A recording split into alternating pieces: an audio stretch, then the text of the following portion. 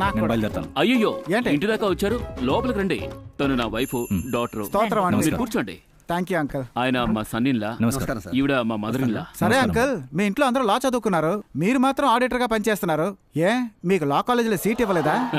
జిమ్మే బుజ్జి బుజ్జి, నాన్న తన లోపల రెడీ అవుతోంది.